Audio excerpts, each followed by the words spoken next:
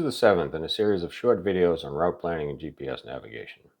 This one explains a bit about converting between tracks and routes.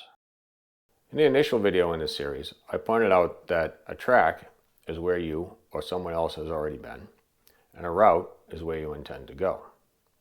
As the series moved along, I acknowledged that a track can be generated from routing software, from a route, without actually going anywhere.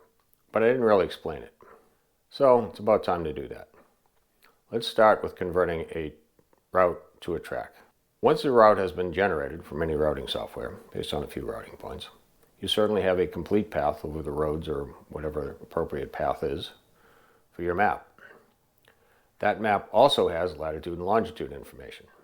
So it's relatively straightforward, at least in concept, to simply follow along that path that's been generated and pick off latitude and longitude points along the way. If you take a lot of points, you can generate a very accurate track, just as you would if you had been generating that by traveling with a GPS device. The result is a long series of latitudes and longitudes, a track. Pretty straightforward. Going the other way, from a track back to a route, is a little more complex. First of all, you have a huge number of points to deal with. But also, that track has no information other than latitudes and longitudes. Anything you had in the original waypoints about what those particular places are, names, addresses, what kind of business it is, campground, national park, whatever, all that information is lost in the track. The track is just the latitudes and longitudes. You can pick some number of points from that track and convert them back to route points. That's just a simple formatting exercise.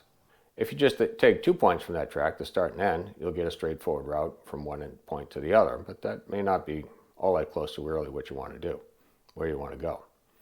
The more points you take from that track, roughly equally spaced along the track and converted to route points, the closer that route might get to the original track. But those points are just random points. There's really nothing to them. There's no magic to that location. There's no information about what it is other than latitude and longitude.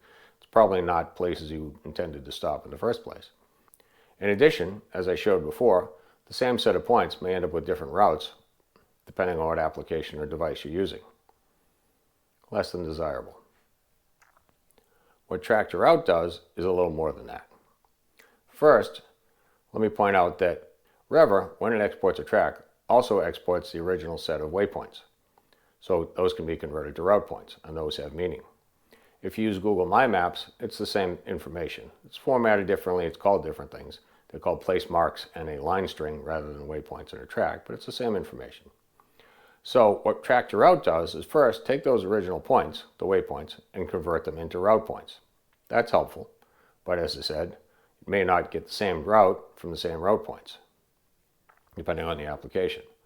So rather than simply picking some random points along the track to add to that, what track to route does is take that complete track and break it into segments between each pair of waypoints. So you end up with one segment between each waypoint pair.